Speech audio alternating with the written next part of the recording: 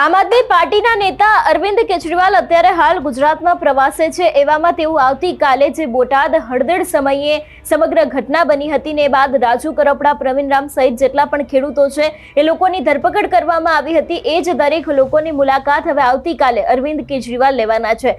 વિગતે વાત કરીએ સમગ્ર વિષયની। નમસ્કાર, હું હંસિની અને તમે જોઈ રહ્યા છો નિર્ભય ન્યૂઝ। બોટાદના હળદળમાં જે આમ આદમી પાર્ટીની મહાપંચાયત હતી એ જ દરમિયાન આપણે જોયું હતું કે પોલીસ દ્વારા જે લાઠીચાર્જ કરવામાં આવ્યો હતો એ બાદ મામલો ગરમાયો હતો। પરંતુ જે રીતે અત્યારે હાલ આમ આદમી પાર્ટીના નેતાઓ રાજુ કરપડા હોય કે પછી પ્રવીણ રામ હોય તેના સહિત જે બીજા નેતાઓ છે, ખેડૂતો છે, દરેક લોકો જેલની અંદર છે ને આ જ દરેક લોકોને આવતીકાલે અરવિંદ કેજરીવાલ મળવાના છે।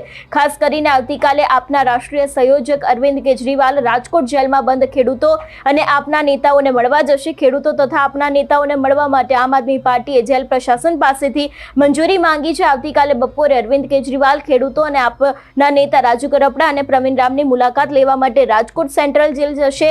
અરવિંદ કેજરીવાલે બાહેંધરી આપી છે કે પૂરી તાકાત લગાવીને જેલમાં બંધ તમામ ખેડૂતો તથા આગેવાનોને છોડાવવામાં આવશે અને તમામ કેસો દૂર થાય તે માટે પૂરતા પ્રયત્નો કરવામાં આવશે એવી વાત છે તે આપના નેતા મનોજ સોરઠિયા દ્વારા કરવામાં આવી છે। વધુમાં તેમણે શું કહ્યું સાંભળીએ। નમસ્કાર।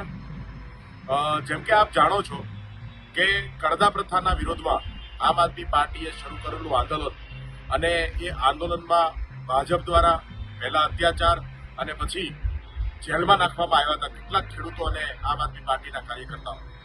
આજે માનનીય અરવિંદ કેજરીવાલજીએ રાજકોટ ખાતે જેલમાંથી જેલમુક્ત થયેલા ખેડૂતો અને જે જેલમાં છે એ તમામ પરિવારો સાથે મુલાકાત કરી છે, એમનું સન્માન કર્યું છે, એમને હિંમત આપી છે અને બાંહેધરી આપી છે કે તમામ તાકાત લગાવીને આ યુવાનો જે જેલમાં છે એમને છોડાવવામાં આવશે અને આ કેસ જે એમના પર લાગેલો છે એ કેસ જે છે એ દૂર થાય એવા તમામ પ્રયત્ન કરવામાં આવશે।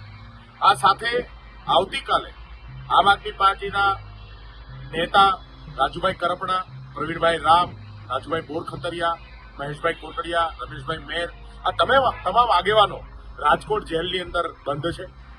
એ સમયે આવતીકાલે માનનીય અરવિંદ કેજરીવાલજી રાજકોટ સેન્ટ્રલ જેલમાં આ તમામ આગેવાનોને મળવા જવાના છે અને એના માટે પ્રશાસનની આજે અમે મંજૂરી માંગી છે।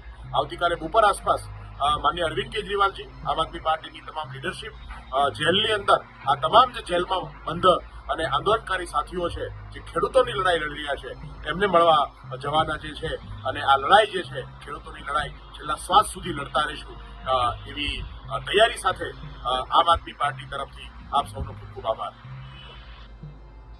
એટલે એક બાજુ જ્યારે મામલો ગરમાવશે, ખાસ કરીને બોટાદના હળદરના જે ઘણા બધા એવા ખેડૂતો છે કે એ લોકોને જામીન મળી ગયા છે, પરંતુ જે નેતાઓ તેની સાથે જે અત્યારે હાલ બીજા ખેડૂતો છે, દરેક લોકો જે જેલની અંદર બંધ છે એ દરેક લોકોની મુલાકાત હવે અરવિંદ કેજરીવાલ દ્વારા લેવામાં આવશે। ખાસ કરીને જેલ પ્રશાસન પાસેથી મંજૂરી માંગવામાં આવી છે એટલે કે ખાસ કરીને આવતીકાલે બપોરે અરવિંદ કેજરીવાલ ખેડૂતો અને આપ નેતા જે રાજુ કરપડા અને પ્રવીણ રામ છે એ લોકોની મુલાકાત લેવા માટે રાજકોટ સેન્ટ્રલ જેલ જશે ને એ બાદ જે રીતના તેમના દ્વારા વાતચીત કરવામાં આવશે, ખુલાસા કરવામાં આવશે એવી પણ વિગતો અત્યારે હાલ સામે આવી રહી છે।